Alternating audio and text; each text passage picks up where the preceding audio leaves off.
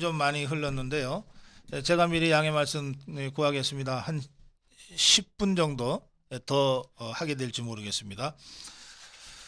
이성구 박사 오늘부터 김정석 교수님이 이 중책을 맡으셨기 때문에 당분간 저희 방송에 고정으로 출연하기가 어렵게 됐습니다.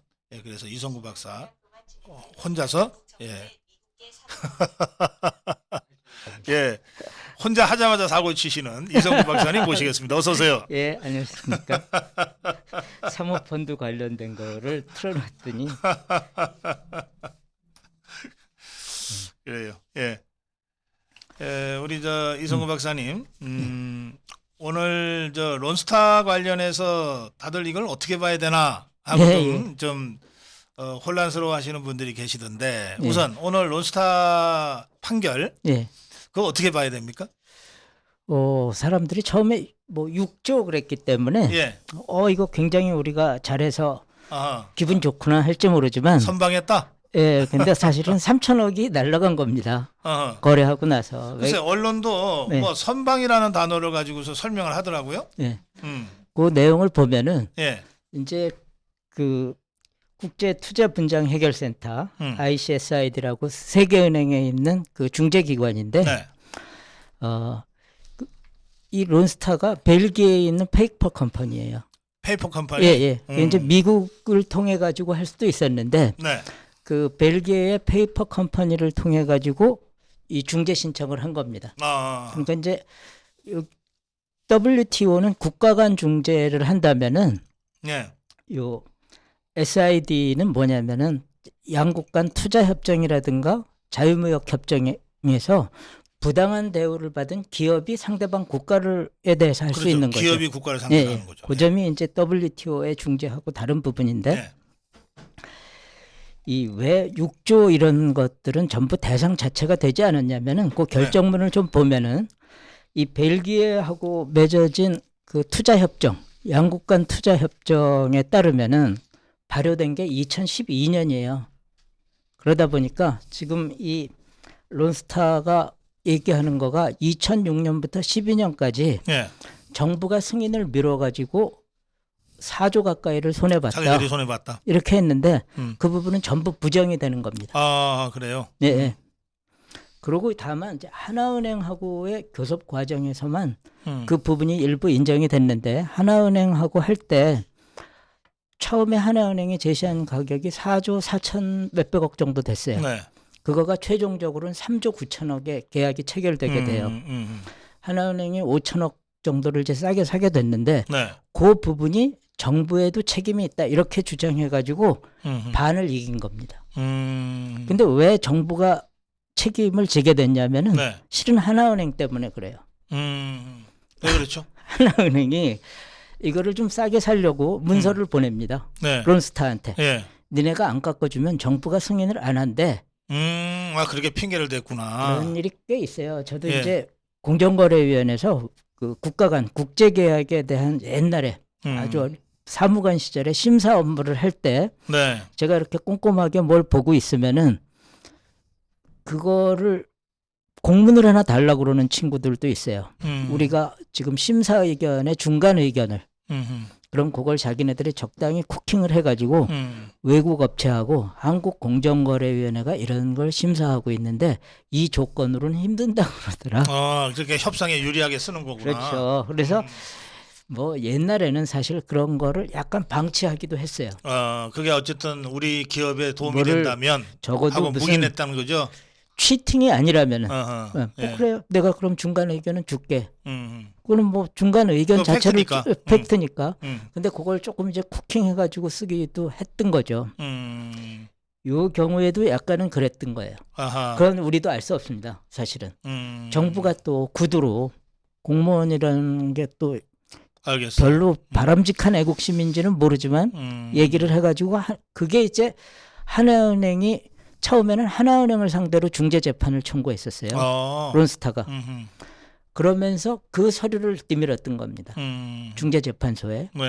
그런데 이거는 네가 그 싸게 팔게 된 이유라고는 볼 수 없다고 하면서도 하나은행이 이겼죠. 이기기는 하면서도 그 사실 자체는 인정했던 거예요. 아하. 그러니까 이제 그걸 가지고 이제 정부에다가 요번에 이제 한국 소송을 정부랑 할 때 니네가 이런 일을 했기 때문에 우리가 그랬다 하면서 했는데 그 자체를 인정하진 않았는데 어쨌든 한국 정부가 시간을 끄는 과정에서 가격이 떨어졌다. 지금 한동훈 법무장관이 이게 정부 상대의 소송이니까 이쪽에 이제 소송 대리인이 되나요? 그거죠. 예. 한동훈 장관이 한 푼도 줄 수 없다. 그리고 다시 이의 신청해서 충분히 승산이 있다. 뭐 이렇게 지금 입장을 밝혔는데 그건 어떻게 보세요? 그 중에 소수 의견 중에 네. 한국이 줄 필요가 없다 하는 부분이 나와 있기 때문에 아하, 그렇긴 한데 저는 결국은 이제 소송이라는 건 늘 상대방이 있고 네. 또 우리 뜻대로만 되는 건 아니기 때문에 노력하는 거는 필요한 일이지만 그렇죠. 확신하기는 우리가 포기할 필요는 없죠. 네, 확신하기는 어렵다. 근데 이제 이게 거슬러 올라가면은 네. 2003년에 헐값 매각 사건에서부터 시작되는 겁니다. 그러니까 외환은행을 예. 2003년에는 우리가 사실 IMF 졸업했을 때예요. 네. 그러니까 2000년대 초반 1999년 2000년에는 마구 팔아 제꼈죠. 그것도 뭐 잘한 일은 아니지만 김대중 때. 김대중 초기죠. 네. 정신이 없었으니까 뭐 얻어맞은 거 인정을 해줄 수가 있는데 네. 2003년에는 정신 차렸을 때예요. 그렇죠. 예, 네. 노무현 때. 그렇죠. 근데 그 무렵에 물론 이제 공무원 일이 사실 회사를 사고 파는 데서 얼마가 적정한지는 누구도 알기는 어렵죠. 네. 근데 2003년에 이 론스타한테 파는 과정부터 많은 논란이 있었던 겁니다. 결국 그게 문제가 돼가지고 2006년에 뭐 투기자본센터니 이런 데서 그래요. 고발을 하면서 고발하죠. 바로 그 고발 사건의 수사를 지금 윤석열, 한동훈, 뭐 이복현 이런 사람들 그때 엄청난 팀이 사실 투입돼서 했는데 아하. 어쨌든 지금 현재의 주역들이 그 당시에도 일부를 맡았던 겁니다. 근데 이 수사는 절반의 성공이었어요. 네. 사실은. 왜 그러냐면은 헐값 매각에 대해서는 전부 무죄가 돼 버렸어요. 그리고 그러니까 검찰은 기소를 했는데. 그렇죠. 전부 무죄가 돼 버리고 네. 아주 작은 거 하나를 잡았던 겁니다. 그게 뭐냐면은 이 론스타가 외환은행을 산 다음에 외환 카드를 합병을 하게 됐어요. 외환은행 계열사인 계열사에. 외환카드를. 네. 근데 그걸 좀 싸게 살려고 아하. 외환 카드를 감자할 예정이라고 소문을 퍼뜨리게 돼요. 그러니까 외환 카드 거짓말로.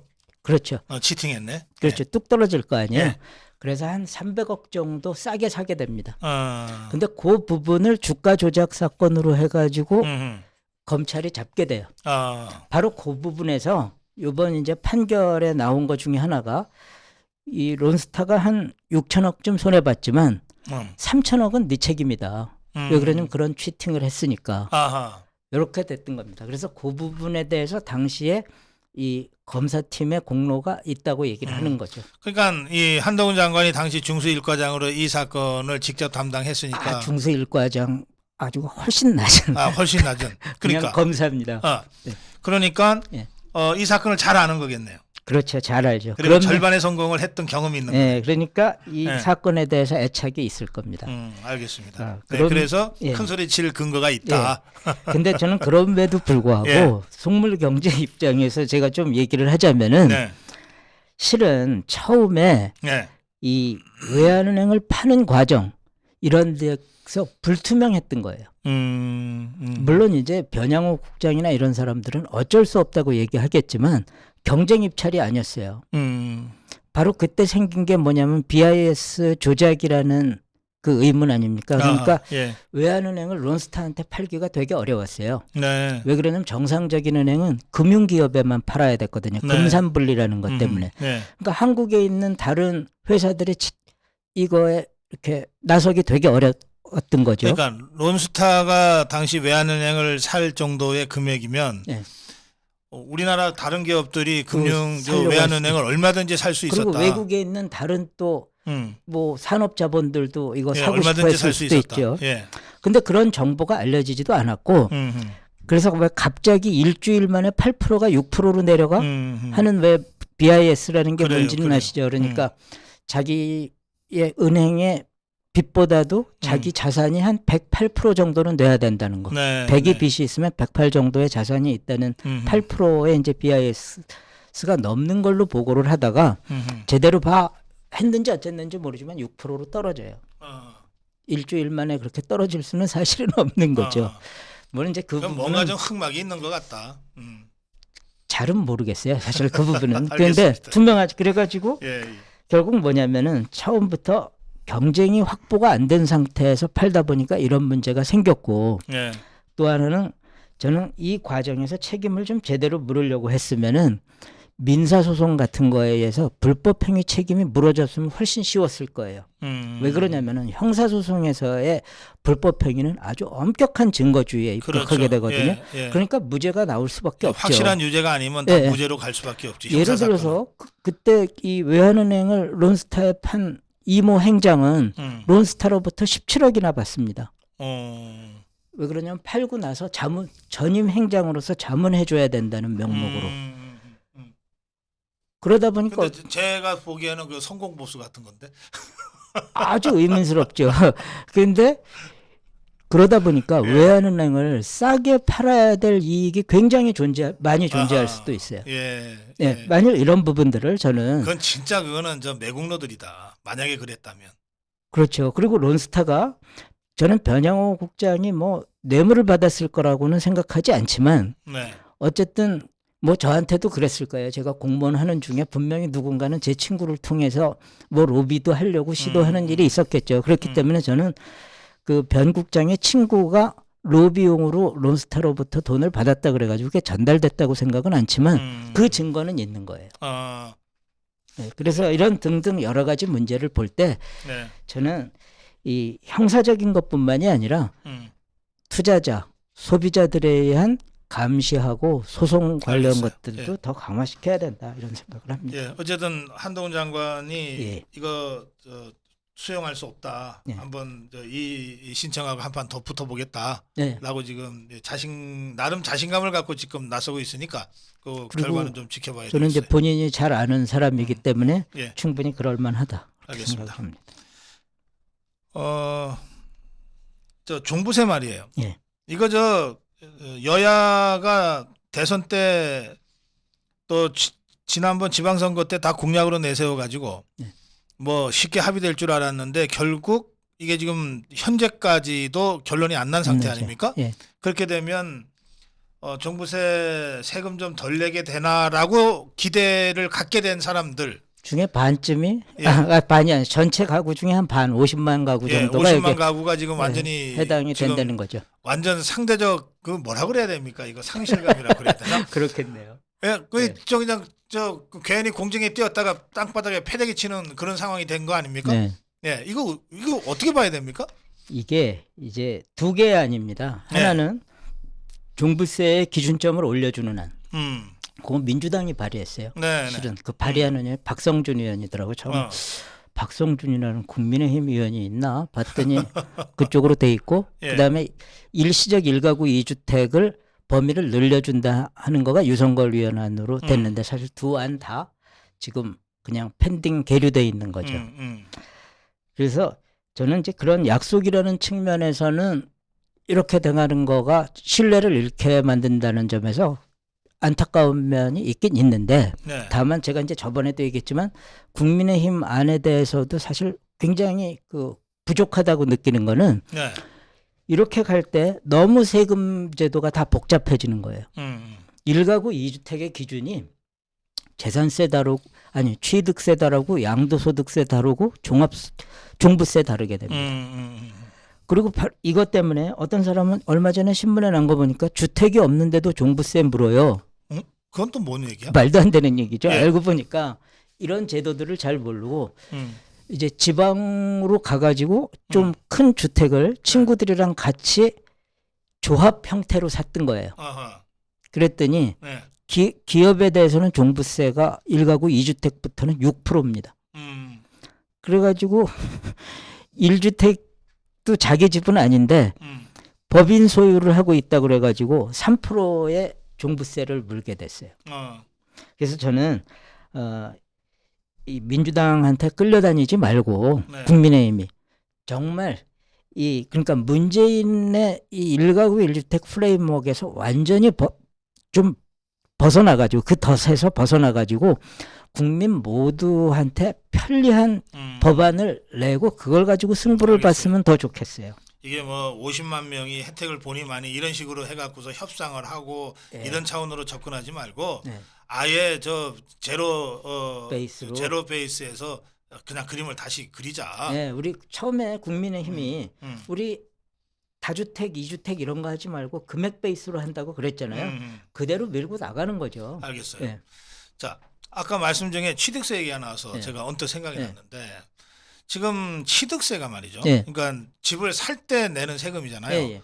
그게 1가구 때의 취득세는 뭐 그렇게 큰 부담이 안 되는 네. 모양인데 네.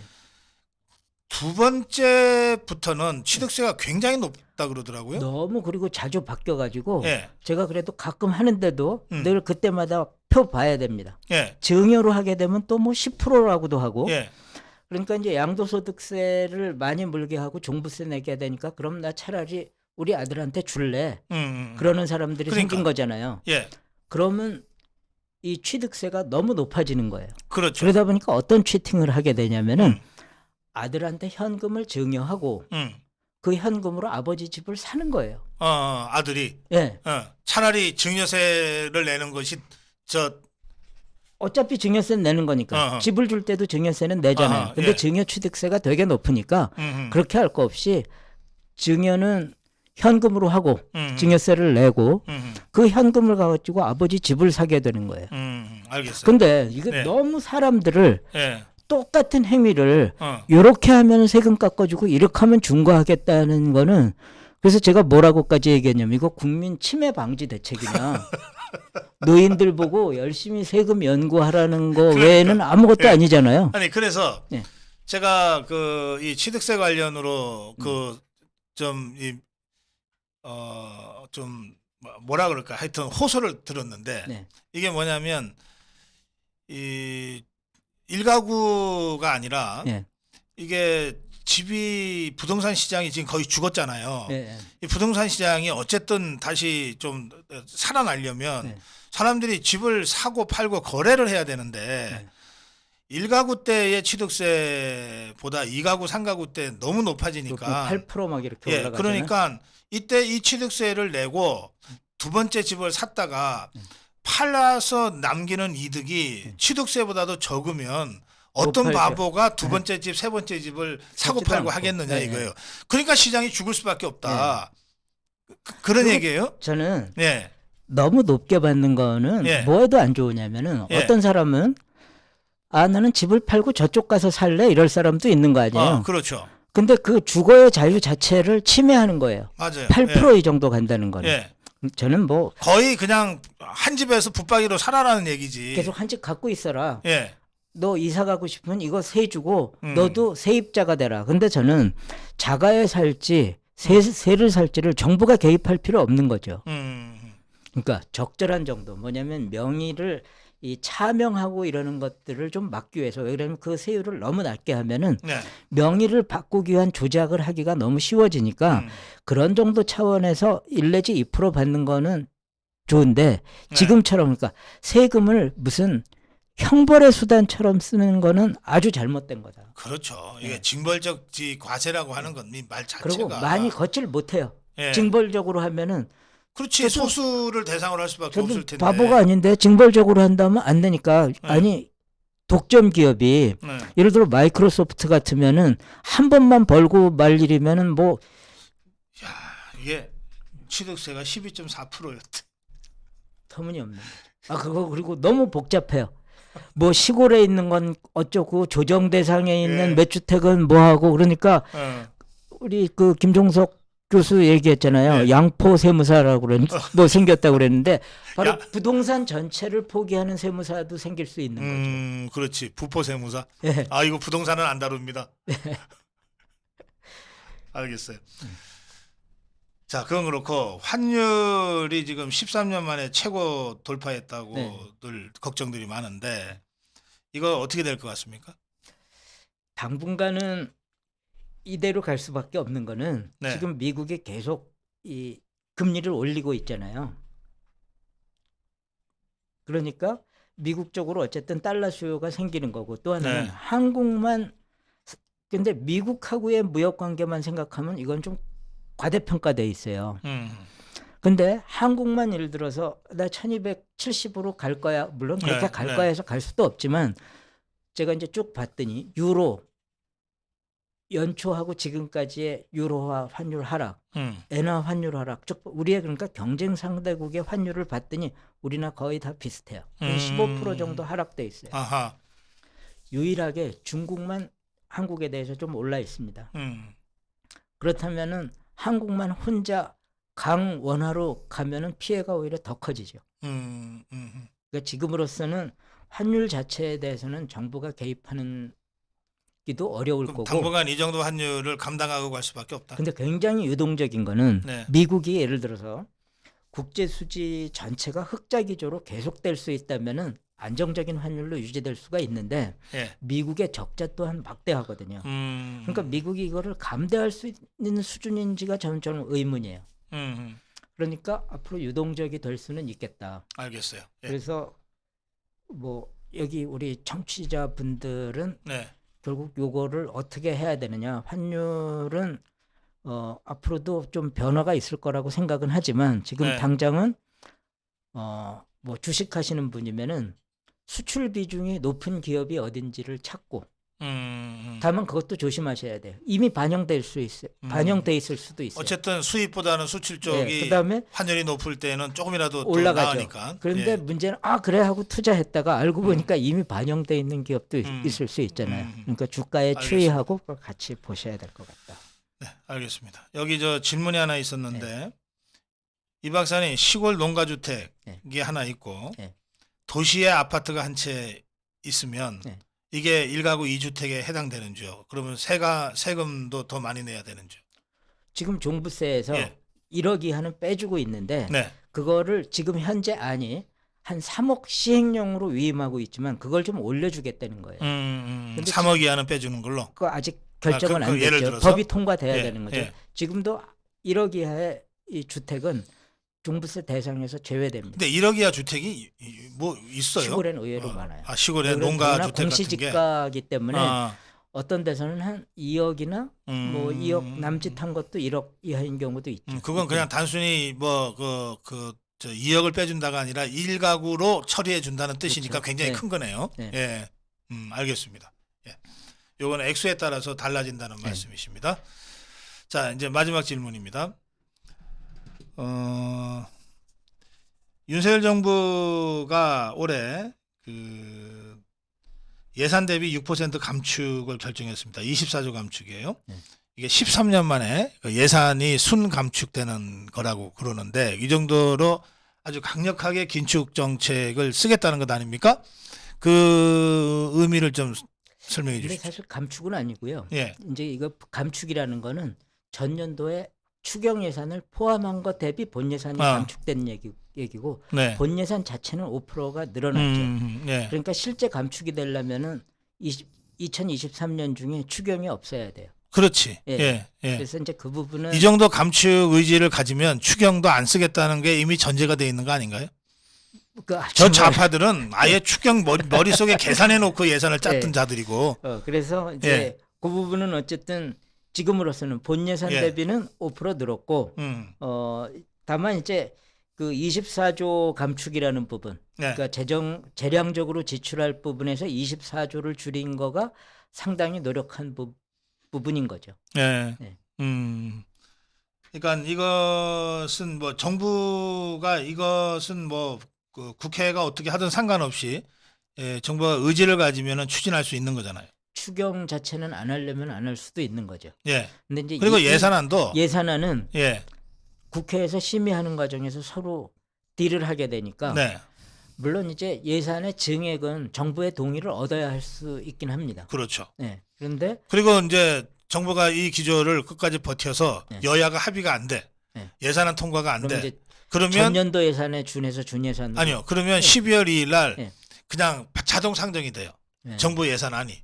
자동 상정이 돼. 아, 제가 옛날에 예. 그거를 모르고 있어요. 12월 2일 날 예. 그 법이 바뀌었어요. 선진화법 때문에 자동 상정이 돼서 처리가 되는데 부결될 수 있잖아요. 그럴 경우에는 이제 전년도 예산에 준해서 집행이 되는 거니까 사실은 감축 폭이 더 커지는 거지 그러면. 그렇게 되죠. 알겠습니다. 이거는 이제 윤석열 정부의 강력한 의지가 있다는 것만 확인하는 걸로 그렇게 넘어가야 되겠습니다. 국민연금 관련된 말씀. 아니, 그렇죠. 이게 저 상반기 수익이 마이너스 8%라 그러는데 이게 국민연금이 안정성과 수익성 두 마리 토끼를 잡으면 제일 좋은데 이 두 마리 토끼를 잡으려고 사실 그 투자도 하면서 안정성을 늘 강조하는데 이게 상반기 0.8%면 수익성에 심각한 문제가 발생한 거 아니에요? 마이너스 8%죠. 예, 마이너스 8%. 작년에는 뭐 한 그 9% 내지 10% 정도 수익을 봤었습니다. 예. 그럼 이거 투자 잘못인 건가요? 그렇게 보긴 좀 어려워요. 왜 그러냐면은 전체적으로 지금 코스피니 주식 자체가 한 15% 정도 빠져 있습니다. 그렇죠. 올 초 대비. 다만 조금 잘못한 부분도 있는 것 같아요. 해외 투자에서는. 왜냐하면 해외 투자에서는 15% 빠졌다면 똔똔해야 돼요. 원화 베이스로 계산하면은. 그러니까 해외 투자에서는 약간의 마이너스도 있었다. 그러니까 반 정도는 좀 잘못돼 있는 것도 있었던 그러니까 거죠. 이 경우에 책임을 물을 수 있나요? 없죠. 그러면 이게 그 국민연금인데. 그래서 제가 늘 주장하는 거가 국민연금인데 물론 뭐 이 돈을 벌어주면은 그만큼 상을 주는 건 아니지만 그래도 이렇게 손해를 봐버리면 뭔가 책임을 묻는 구조는 있어야 되는 거 아니에요? 그 이제 내부에서 인사적인 거겠죠. 예. 근데 이제 그래서 제가 늘 문제 삼는 거가 지금 자꾸 연금 개혁하면은 고갈 안 되는 것만 얘기를 해요. 사실 논의하는 거 보면 주로 그거 아닙니까? 연금 고갈을 막기 위해서 어떻게 해야 되느냐. 그런데 계산을 해보니까 2040년에 4,000조를 만들어야지 고갈이 2080년 정도까지 버틸 수 있어요. 지금대로 가면 2060년에 고갈된다고 그러거든요. 근데 4,000조가 되면은 지금 우리나라 저 상장 주식의 시가총액이 한 2,500조밖에 안 돼요. 그럼 이걸 전부 해외 투자하지 않으면은 연금 사회주의도 생기고 그리고 바로 이런 문제들이요. 실패했을 때 누가 책임져 줄 거냐. 결국은 이제 세금으로 두드려 막아야 되는 거잖아요. 근데 그 선택은 정작 소비자라고 그럴까? 국민들은 못 하는 거잖아요. 그래서 저는 이 연금 개혁의 제일 중요한 부분이 연금의 거버넌스를 바꾸는 부분에 둬야 되고 연금 조치를 위한 연금 개혁은 앞뒤가 거꾸로 돼 있다. 궁극적인 목표는 국민의 노후 보장인 거지 연금 보장이 아니잖아요. 그렇죠. 그래서 이 연금 개혁의 포인트를 빨리 좀 바꿔봐야 된다. 그래서 하나는 거버넌스를 바꿔야 되고 두 번째는 이 노후 보장을 정부가 다 하려는 생각들 자체도 바뀌어야 된다는 거죠. 그래요. 그러니까 상대적으로 좀 민간 영역에서 우리 국민들이 노후 보장이 그리고 어차피 가능하도록 사회 보장이 굉장히 많이 돼 나가잖아요. 지금 뭐 저소득 요번에조차도 사회복지 예산이 가장 많이 늘었어요. 윤석열 정부에서조차도. 그러니까 소득 대체율이라는 거 아시죠? 그러니까 이제 자기가 소득 받던 거에 뭐 몇 프로를 연금으로 준다. 이런 것까지 전부 정부에서 정하려고 그러는데 그런 부분들에 대해서도 저는 국민들한테 선택권을 주자는 거죠. 그러니까 국민 개개인이 나는 몇 프로만 보장받아. 공적 영역으로부터 한 30%, 민간으로부터 한 70%에서 내가 노후 생활을 꾸려갈 거야. 나는 그냥 집을 사고 연금은 작게 할래. 이럴 수도 있는 거죠. 그렇지.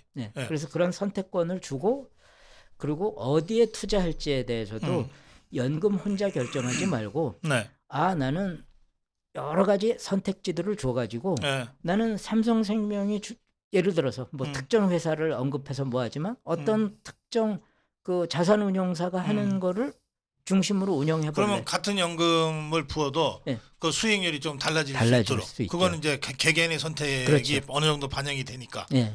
그럼 책임도 분산되고. 자기 책임 원칙으로 좀 되는 거죠. 알겠습니다. 자, 오늘 여기까지 하겠습니다. 자유시장 이성구 박사와 저 둘이서 진행하려니까 좀 어색한데. 누구 저 파트너 한 분 좀 모시고 오세요. 드리고 오겠습니다. 예, 고맙습니다. 예, 고맙습니다. 예.